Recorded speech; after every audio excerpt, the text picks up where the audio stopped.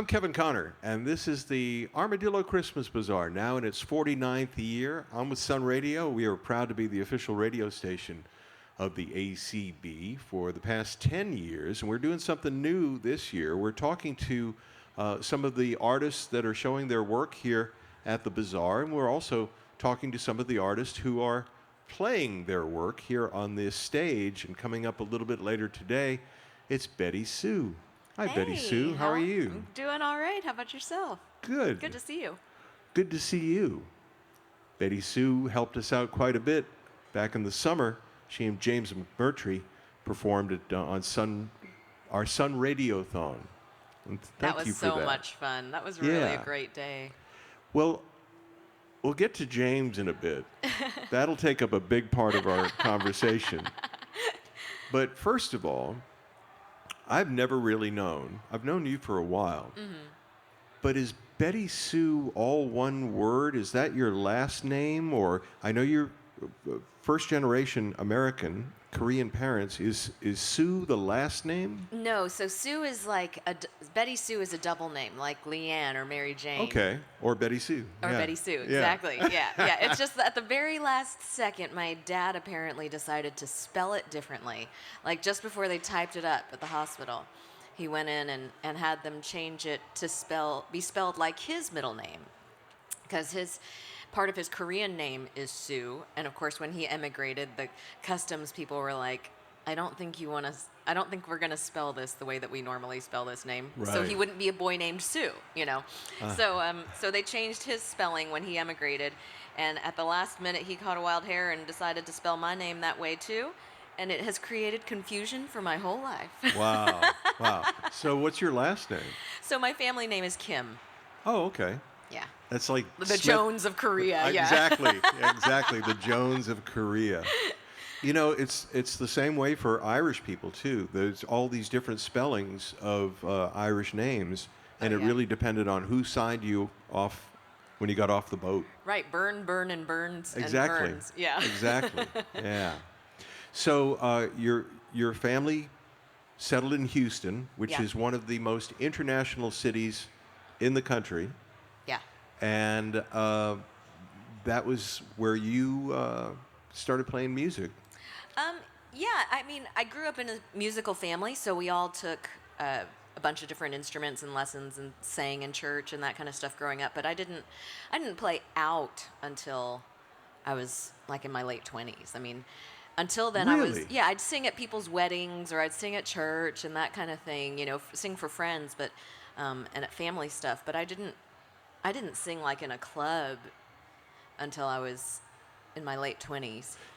Even though my first job was actually as a singer, but that's a Tony long time. Campbell said the same thing the other day. Really? He did not start playing on stage until his late 20s. Yeah. Yeah. I was like almost 30 writing my first songs and playing at the Cactus. And Lori McKenna, the same. One of my favorite songwriters. Yeah, she's great. The same way. She did not perform. You know, some people, like Warren Hood was here yesterday. He's Right, grew up performing- on the stage, yeah. Exactly. Yeah. Exactly. He's been playing the Armadillo Christmas Bazaar for 25 years.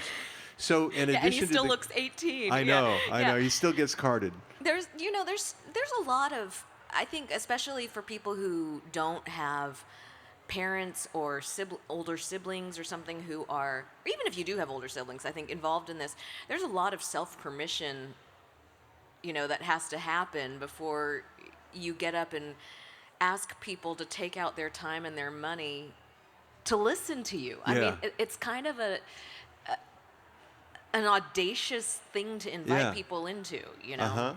Uh-huh. Like, hey, I've got these interesting things to say in these songs that I wrote, and I think you should pay money and sit down and give up your evening to listen to me. I mean, that just seems odd. It just seems crazy to somebody who's been going to work in an office and not necessarily even being trusted there for the skills that they've proven they have, Yeah. you know? So I think to take the leap and say, oh, I think the general public would be served well by this, I think for most of us, it takes a good amount of outside encouragement and even prodding to feel like you would do something so bold. James Taylor touches on that in a song called That's Why I'm Here. Yeah. Fortune and Fame, such a curious game. Perfect Strangers Call You by Name.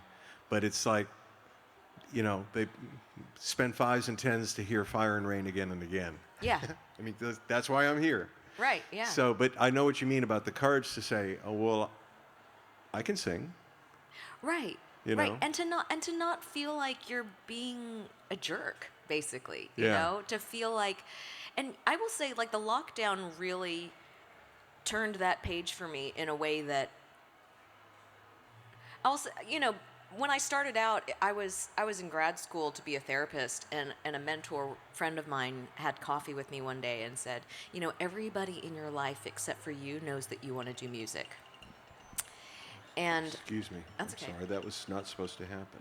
And I really sat on that for a few days before I even told my husband at the time.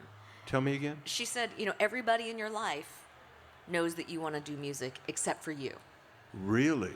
Yeah.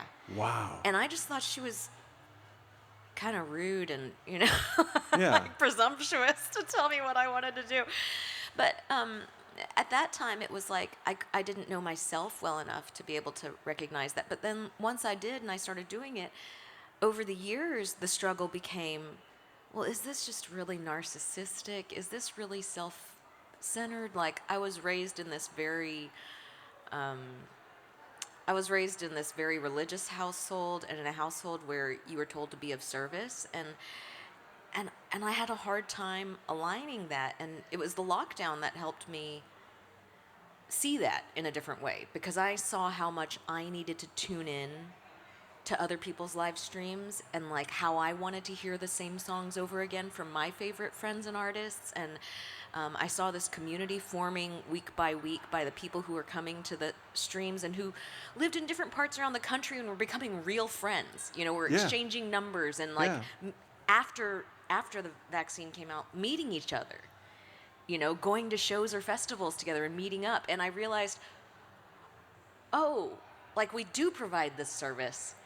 Like, people are finding their people at shows and through songs that mean something to all of them, and like, it's helping them find their community. Yep. And that really changed my whole outlook on my job. Wasn't that a strange time, though? Oh, There are people that utterly you know strange. fairly well that you say, wow, I haven't seen you in 2.5 years. Yeah. Yeah. And they were all sitting at home, too. Well, there are people who I think of as good friends who I haven't seen since before the pandemic, and I realize, like, when I see them, it'll have been 5 years. Wow. Or 6 years, which is crazy. Yeah. But Absolutely. But yeah, I mean, such a bizarre time, and there were some silver linings. So late 20s, you finally get the nerve to get on stage and sing. Yeah. How the first time you did it, how did it go? Well, I think I can't say for sure that it was my first public show, but probably my first big show was at the Cactus Cafe, and I know I had done like open mics there or a couple of smaller gigs around town before then, and it was natural. Like, I've never really had a stage fright problem.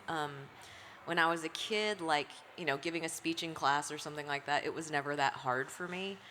I get nervous about plenty of other things. Like you tell me to go to a meet and greet mixer, where yeah. all your only responsibility is to like smile and shake hands and be nice and meet people. Terrified. Stand in a corner, won't meet one person. Tell me to go on stage and give a speech or sing for an hour and a half, no problem. Interesting. So you got up and you sang at the Cactus. Yeah. Then when did you hit the road? Let's see. So my first album came out in 2005. Okay. And I think I started, doing a couple things around Texas that next year, really. Until then I was really staying in Austin. And then Right. probably by 2007, in 2008, I started doing regional runs and like doing co-billing tours with people like Abby Tapia, or, she and Charlie Faye and I did a couple of tours together. We went to Europe together and West Coast and stuff like that. So Nice. yeah, it took a couple years. Did anybody tell you this is how you do it? Because I remember Alejandro Escovedo said that he went on tour with Joe Ely when he had left the True Believers and was first going out as Alejandro Escovedo. He said Joe Ely just taught him what it's like to be a solo artist. Did you have any mentors like that, or you just did. watch? I think by the time I was on the scene, all of the mentors that I had, their tour bus history was behind them. Everybody was back to vans and cars because the labels had all kind of exploded or imploded. But yeah, people like Jimmy LaFave, people like Eliza Gilkison, Terry Hendricks, Sarah Hickman, they gave me a ton of advice and took me under their wing, and but also just friends, peers. I remember Abby Tapia was the first person who told me, if you're in the car with multiple people, the best way to handle the DJ situation in the car is that the driver's iPod, this is back when the iPod wasn't your phone, right? The driver's iPod is the playlist, and the other passengers are the DJ. Oh. So that way, everything that's on your iPod, you've already pre-approved. Right. But the riders get to choose the tunes. Ah. And I was like, that's a pretty good system. Yeah, that works. It keeps it pretty democratized. And, now they have the thing where people will pass around the phone and add the next song to the queue, and Oh, sure. Yeah, there's on whatever app you're using, all kinds of stuff. Although I mostly drive alone and it's quiet. Oh, People you are don't always shocked by that, but I'm like, it's silent in my car. Or I'm Really? listening to, or I listen to news podcasts or books, but like, around town, I listen to you guys or listen to Thank you. KTX, both of those stations a lot. But like, on the road, that's where I'm like filtering in all of the externality of the world, and thinking about story and thinking about the stuff that, a couple years later will become songs. Uh-huh. So, do you write when you're driving? In a matter of speaking, I think I'm engaging the subconscious in kind of pre-writing, Right. which I know sounds really like, woo, whatever, Pre-writing, lofty, ooh, but yeah. it is. It's because when I sit down to write, I start remembering things. Like I remember on the last summer when I was going through parts of Central California with James, we were on our way to do an in-studio with a radio station, and I said, have you never noticed how all the trees in California look like they're posing for a picture? And like it came out of my mouth and I went, Ooh. and like he and I both looked at each other and I was like, yeah, gotta save that one. So it's things like that where you're taking in thoughts like that, and later on when I sit down to write, some of those come to mind. You mentioned James McMurtry. Yeah. And how did it become that you became his touring partner? How did that work out? We've been friends for a really long time. I think we probably met maybe about 15 years ago when I was working on that record with Gerf Morlix. And about that time, I had a big year in Austin, and we became kind of acquaintances and then friends.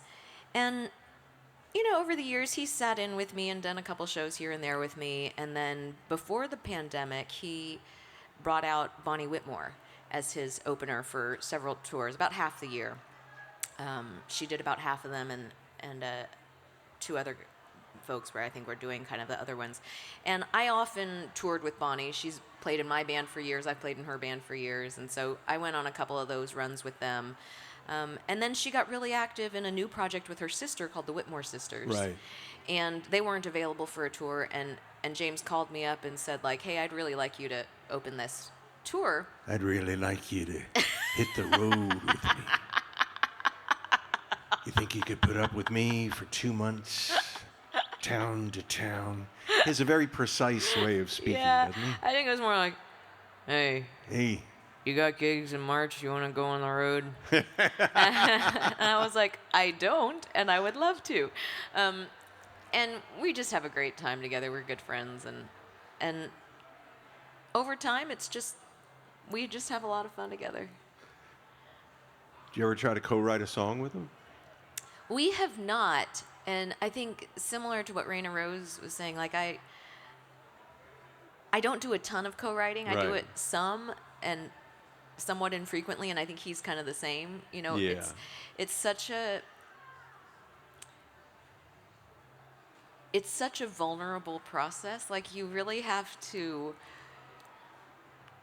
if you want to write something different than every song you've written before, even if it's just a little bit different, you have to take a risk, and you have to write some lines that might feel stupid, you know, or that you might go, hey, that's kind of cool, but what if when I sing that out, everyone thinks that's stupid? I mean, that's really like what you have to do to Sure. create anything new. And doing that with another witness in the room, knowing that because you have a limited amount of time to write together, it is perfectly acceptable and within their purview to say, yeah, that's all right. We'll put it in as a placeholder. It's kind of stupid. Yeah. You know, I mean, Yeah. and you might say the same thing to them. And like, if you're not really feeling like taking a bunch of risks for 2 hours and have the other person go, yeah, it's okay, but it's a little stupid. We'll find something better. Like, if you're not feeling up to that, then you're probably not going to want to co-write. You know? So Well, I beat myself up enough, you know. just in asking the question, I think most of the people here that have created visual art, and very seldom I would think that two people paint a picture together. Right. Very seldom do two people write a novel together. Right. Yeah. More and more you're seeing two people make a movie together, co-directors, oftentimes brothers and stuff, so Yeah. they split it up. But for some reason, songs, maybe because of the old, words and music. One guy would write the music, one That's guy true. would write the lyrics. Yeah. I mean, you think about the origin of pop music in America, and so much of it, early pop songs were show tunes, right? Yeah. And so there was a librettist, and there's a composer, and Yeah. these things are separate. Who writes the book, who writes the music, and I don't know. I think there have been, of course, great songwriting teams and people who've worked collaboratively. And, I loved writing with Grace Pettis and Rebecca Loby. We had a little band together for a while.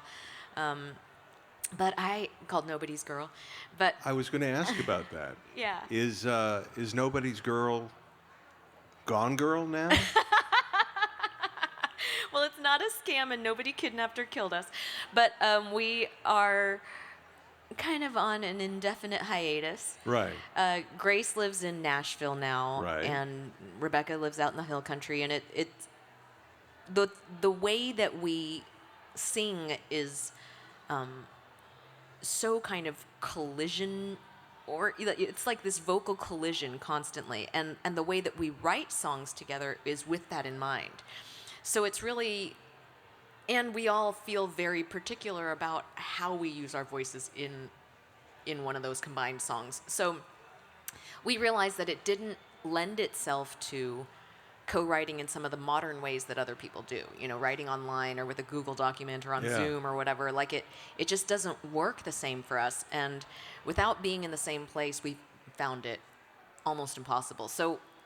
And our original plan with that group was maybe every year or every 2 years we would do a cycle of band stuff and then go back to our Right. solo stuff. And all of our solo stuff had been on the back burner for about 3 or 4 years. Like Boy Genius does that.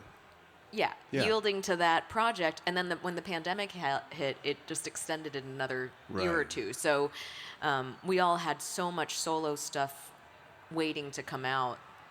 And so we But kind you of went into returned the back. studio with Michael Ramos. Yes. And you made this record that if the world was fair and just, and it's not, it's the powerful pop music. Just Thank you. fantastic.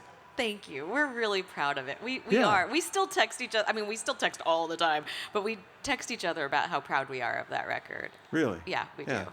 We do. Good. We feel good about it. But now you can have the reunion of Nobody's Girl. That's true. You got to have a marketing angle for all of this stuff. That's true. And we covered a Raina Rose song.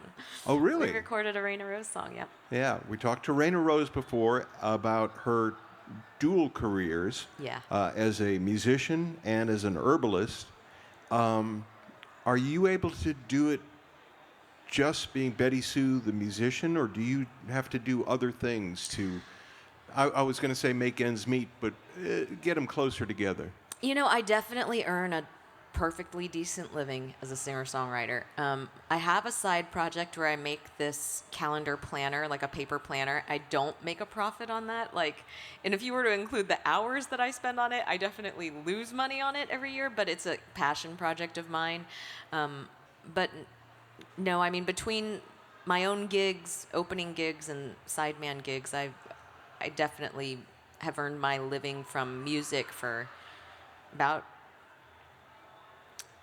I don't know, since about probably 2008 or 7 That's or great. 8. Yeah, it's been great. I'm very lucky, very lucky. Yeah. And actually, I just got a note from my booking agent this past week.